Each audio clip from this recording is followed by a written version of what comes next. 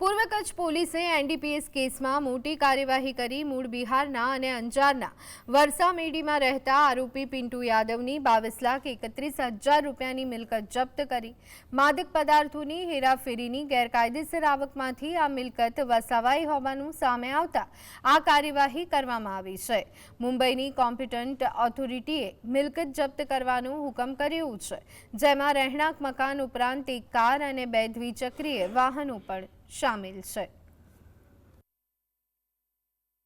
જે પ્રોપર્ટી છે જેમાં એક ઇમૂવેબલ પ્રોપર્ટી છે, જેમાં એનું એક ઘર છે જે વરસામેડીમાં છે, બીજી 3 જંગમ મિલકતો છે, જેમાં એક કાર છે રેનોલ્ટ અને બીજા 2 ટુ વ્હીલર્સ।